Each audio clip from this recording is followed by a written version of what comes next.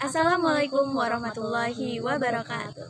Halo semuanya, perkenalkan saya Renita dengan NPM C1C022120 dan saya Lydia Agnes Monika dengan PMC 1C022106.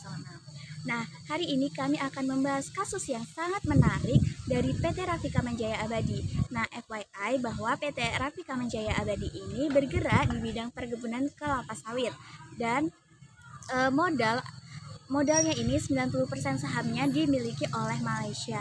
Nah, saat ini PT Rafika Manjaya Abadi ini sedang terjerat kasus. Nah, maka dari itu kami akan membahas dan saya akan bertanya kepada rekan saya Lydia Agnes Monika mengenai kasus tersebut.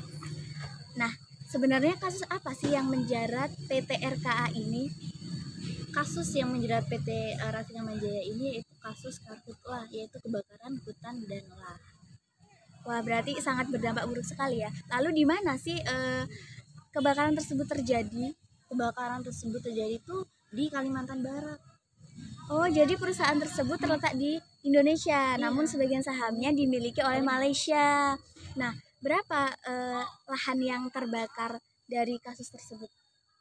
Luas lahan yang terbakar itu sekitar 2.560 hektar. Wah, berarti sangat luas sekali ya.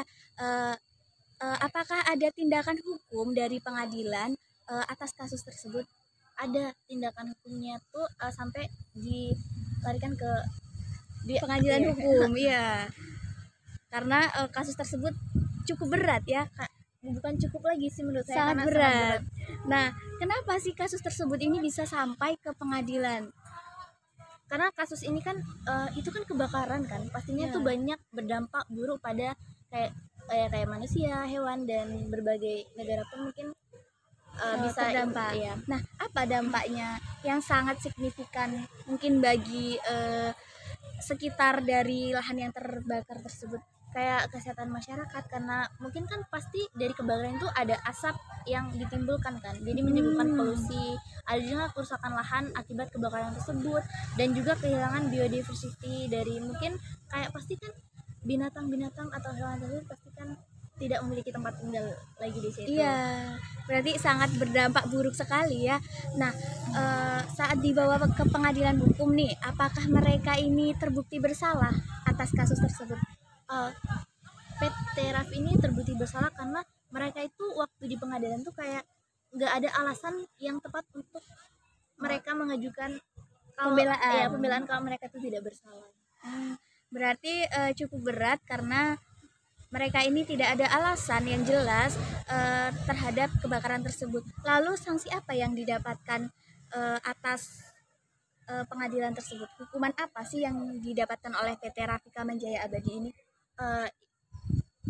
PT ini dihukum untuk membayar ganti rugi kerugian lingkungan hidup secara tunai melalui rekening kas negara dengan jumlah itu sekitar 270 miliar, dan juga dihukum untuk melakukan tindakan pemulihan lingkungan hidup atas lahan yang terbakar tersebut kan sekitar 2.560 hektar tadi dengan biaya sejumlah 646 miliar. Nah, tadi kan mereka itu tidak ada alasan yang jelas nih, atau tidak ada pembelaan dari mereka atas kebakaran hutan tersebut ya kan. Nah, apakah mereka mengajukan banding untuk kasus tersebut? Iya, mereka mengajukan banding karena mungkin mereka merasa kalau hukuman itu terlalu berat atau merugikan mereka kan. Tetapi ternyata banding tersebut ditolak oleh Mahkamah Agung, dan bahkan banding tersebut semakin diberat. Sanksinya sanksinya makin diberatkan. Lalu apa sanksi yang didapatkan atau sanksi baru ataupun hukuman baru yang didapatkan oleh PT Rafika Manjaya Abadi ini? Tadi kan sebesar 700 berapa tadi ya? 700 sekian miliar ya. Iya, terus ditambah juga dengan ganti rugi lingkungan itu ditambah sekitar 188 miliar lagi. Berarti cukup berat sekali ya. Berarti berapa total sanksi ataupun hukuman yang harus dibayarkan PT Rafika Manjaya Abadi? Lalu apakah sanksi ini diberikan secara tunai ataupun dia harus melakukan perbaikan atau seperti apa? Sebenarnya itu kan tadi kan ada yang diberikan secara tunai ke kas negara langsung, dan juga mungkin yang tadi tuh untuk pemulihannya mungkin mereka yang diberikan untuk memulihkan lahan. Jadi itu jadi tanggung jawab mereka untuk pemulihan ya? Iya. Ada juga yang tunai Tapi ternyata tadi kan mereka sudah mengajukan banding tuh, mm, dan tambah diberatkan sanksinya memang. lebih berat ya. Tapi ternyata dia mengajukan kasasi lagi ke Mahkamah Agung. Nah, gimana tuh kasasinya? Eh, karena dia udah tadi kan berat ditambahkan. Sanksinya udah berat lagi. Ya, dia memberikan kasasi untuk mungkin penurunan dari itu, tapi ternyata kasasi tersebut juga ditolak karena nggak ada pembuktian bahwa kebakaran hutan itu bukan salah mereka. Iya, karena itu emang salah murni dari salah mereka. Mungkin mereka terlalu ceroboh atau terlalu gegabah ya. Jadi berapa tadi sanksi yang harus dibayarkan, totalnya tadi berapa? Jadi mungkin sekitar 900 miliaran ya. Gitu. Wah, berarti lebih berat lagi. Lalu akhirnya mereka melakukan ganti rugi kan tadi, karena sudah tidak ada upaya pembelaan dari mereka. Berarti mereka benar-benar terbukti bersalah atas kasus tersebut ya.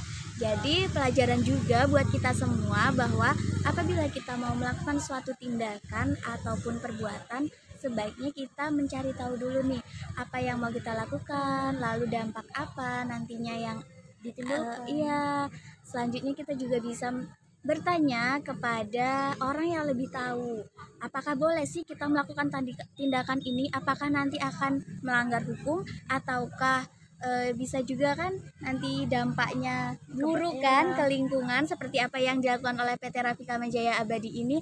Bahkan mereka sampai dikenai hukuman sebesar 920 miliaran ya kan.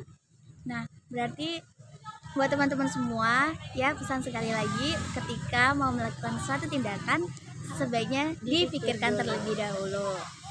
Nah, mungkin itu saja. Ada yang mau disampaikan dari Kak Lydia nih tentang kasus ini?